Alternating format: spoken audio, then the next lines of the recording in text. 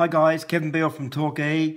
I hope you're enjoying your journey with the change of shape you're in, and you are changing the shape you're in on the weight loss challenge. That's great. My talk today is on carbohydrates and core nutrition. So I just need you to bear with me a little bit because this is quite a complex sort of subject, because we're going to be dealing with quite a few areas that are on the actual labelling, and some of them may make sense and some of them won't. But the more you expose yourself to the actual labelling, and hopefully with how I explain it, it will make some sense. Okay, so all right, let's get into it. Probably the easiest place to start is just look at the label. Now, normally what's on the label is the number of servings to the package. Now, that will vary depending on the size of the package and actually what's in it, okay? The label will also have the number of servings and the actual serving size, okay? And that can vary also between various things. So the smaller the number means that they're actually single serves. Okay, all right. Now the listings that are on the labels, normally at the top there's calories, fat, carbohydrates, protein, and fibre. Normally the calorie listing is at the top, and you just need to be aware that it can be listed as a serving or as a total. So you need to read. Normally there's two columns. There's total, and there's the actual calories per serving, because you actually need to know what you're actually putting in your mouth.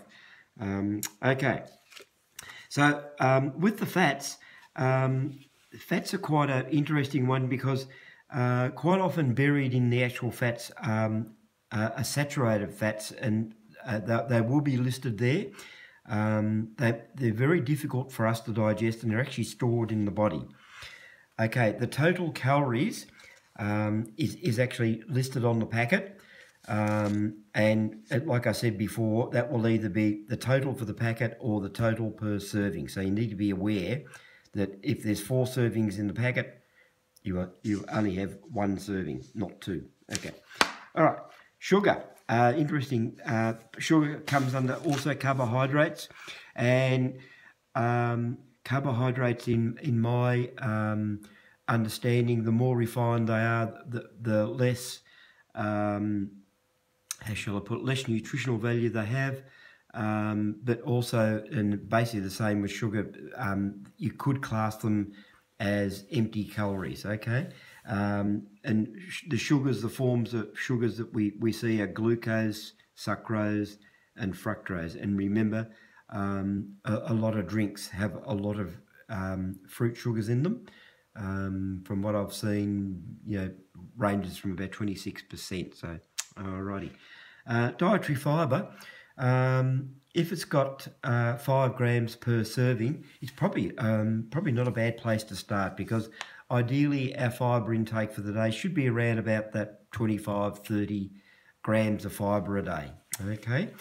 Now RDIs, that's the recommended daily intake for your body. Okay, and that is a generalisation that is listed, because quite often you'll see a percentage next to the various statements, like the protein and the carbohydrates. It'll have a percentage of RDI, telling you that it's that percentage of your daily intake. Now, that depends on quite a few factors. Gender, age, activity. Probably a really good one to read is your actual notes in your weight loss sheets on RDIs, and it also depends how active you are. The other one is quite a good guide, is your actual when you did your wellness evaluation. Quite often you'll have a calorie to maintain where you are, and that's a pretty good grounding of the amount of calories that you need per day. Okay. Okay, so over the page, Yes, the labels, they are complicated. They do take a little bit of understanding. And you just after a while, it becomes second nature because you know what to really look for and hone in on those areas that you're interested in. Like I was saying before, you can find something with a protein that might be 20% of your RDI, and the carbohydrate might be up around about that 40%.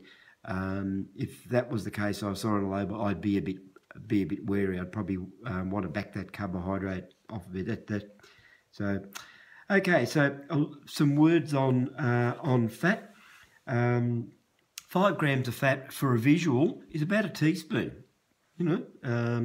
It just gives you that mental picture of what 5 grams look like. You may not think it's much, but it is about a teaspoon of butter. So all fats in general, around about 120 calories, and that's per tablespoon. All right. So fats come in a few different forms that we need to be aware of. There's saturated fats, polyunsaturated, and monounsaturated fats. So with the saturated fats, they're the ones that are usually buried in meats. They can be hidden in quite a few things. I'll go into them in a little bit of a sec. But the polyunsaturated fats, there are good and bad. The good ones are the omega-3s, which are the anti-inflammatory, and the omega-6 is the actual pro-inflammatory one. Also, the omega-6, you have a risk of free radical damage. Okay, so the monounsaturated are quite good is they have a neutral effect on cholesterol. They're classed as healthy fats in moderation, and what comes under that is olive oil. As I said, used in moderation, it's quite good. Okay. So areas of fat intake that we need to be aware of that it can be hidden. It's in our cooking. So it can be, our fat can be hidden in a lot of things. A lot as in certain types of fatty meat, sausages, processed meats usually have a lot of fat and salt in them. Sauces, even sorbet apparently has fat in it. Pastries, ice cream. It's a little bit insidious where it's used. Okay, so yeah, just be aware that getting that balance is very important. So you're not having too much fat, and keeping that healthy intake. Okay, so I'll go on to meal size because for us, what we do is we normally use about a 200 millimetre plate, which in mild language is about 8 inches. And the easiest way as a visual is divide it in half and then divide the other bit in half. So basically what you'll end up with is a piece of protein about the size of your palm, okay, and your carbohydrate about about a clenched fist. So going back to the meat again, probably the meat would be as thick as your palm for a woman and twice as thick for a man. Okay, and the other half of the plate is your healthy, colourful vegetable. Which you've got.